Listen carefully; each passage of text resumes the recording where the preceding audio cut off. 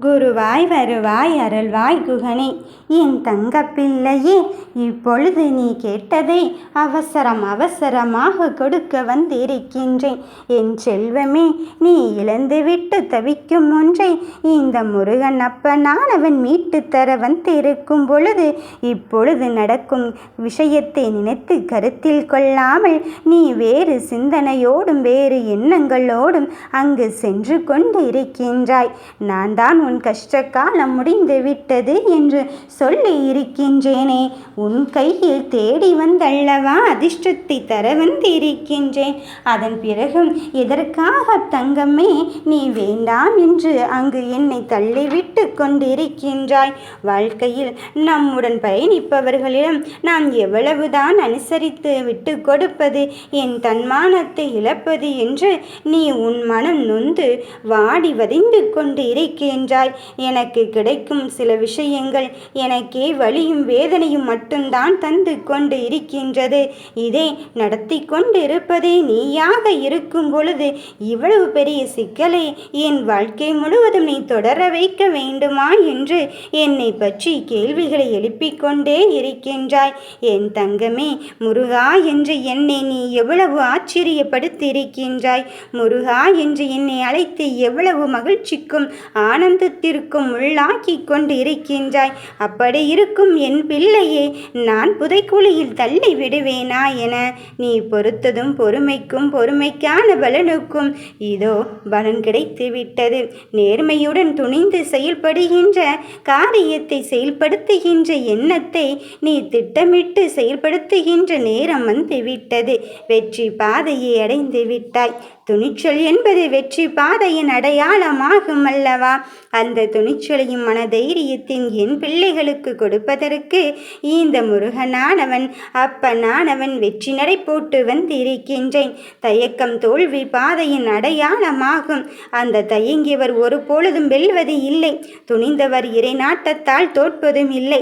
அந்த துணிச்சலே இந்த முருகன் வேலாக உன் கையிலே தந்திருக்கும் பொழுது நீ வெற்றி பெறுவது அங்கு உறுதியாகிவிட்டது. தினம் தினம் ஏதாவது ஒரு சூழ்நிலையை நாம் எதிர்கொண்டுதான் இருக்கின்றோம், இழந்து கொண்டுதான் இருக்கின்றோம். ஆனால் இழப்பதன் மூலம் ஏதாவது ஒன்றை பெறப்போகிறோம் என்பதில் உறுதியாகவும் தீர்க்கமாகவும் நம்பிக்கைக்குள் நீ சமாதானம் அடையும் அளவுக்கு உன் மனநிலையை நான் மாற்றி அமைத்திருக்கின்றேனோ. ஆனால் ஒன்றுமே என் வாழ்க்கையில் நடக்கவில்லையோ என்று எண்ணிக்கொள்ளாதே. என் பிள்ளையே, உன் இழப்பை தாங்குவது என்பது உனக்கு கஷ்டமானதுதான். அதை நான் இல்லை என்று சொன்னது கிடையாது. ஆனால் விதியின் வழியிலிருந்தும் அந்த கருமை வினையிலிருந்தும் உன்னை காப்பாற்ற இந்த முருகனானவன் அப்பனானவன் நான் வந்து இருக்கும் பொழுது நீ எதையுமே நினைத்து வருந்தவே வேண்டாம். இருட்டை கண்டு பயந்து கொண்டே இருந்தால் நாம் நிம்மதியான தூக்கத்தை தூங்க முடியாது. அதுபோலத்தான் நாம் முயற்சி பெறுவதற்கும் பயிற்சி செய்வதற்கும் நாம் உழைப்பதற்கும் அங்கு தயக்கம் காட்டவும் கூடாது, பயப்படவும் கூடாது. யார் ஒருவர் பயத்தையும் பதற்றத்தையும் ஒதுக்கி வைத்துவிட்டு அவர்களுக்கான வேலையில் முழு ஈடுபாட்டோடு அங்கு செய்து கொண்டிருக்கிறார்களோ அவர்களுக்கான அறிவையும் ஞானத்தையும் நான் கேட்க இந்த முருகனானவன் கொடுத்து கொண்டே இருப்பேன். உன் விருப்பப்படி எல்லாவற்றையும் நடத்தித்தா முருகா, அப்பனே, கந்தா, கடம்பா, கதிர்வேலா என்று நீ என்னை எப்படியெல்லாம் அழைத்து கொண்டு இருக்கின்றாய். நீ சொல்கின்ற சொல்லாலே மனமிறங்கி உன் அப்பன் ஓடோடி வந்து விட்டேன். இனியும் என் பிள்ளைகளை காக்க வைக்க கூடாது என்று இன்னும் சில விஷயங்கள் என் விருப்பப்படியும் என் ஆசைப்படிதான் உன் வாழ்க்கையில் நடக்கப் போகிறது. இதுவும் சரிதான் என்று நீ சொல்கின்ற அளவுக்கு, அதில் நன்றியை கூறுகின்ற அளவுக்கு ஆச்சரியங்களும் அதிசயங்களும் நடக்க வேண்டிய தருணத்தை நான் உனக்கு குறித்து விட்டேன். நம்பிக்கைதானே வாழ்க்கை.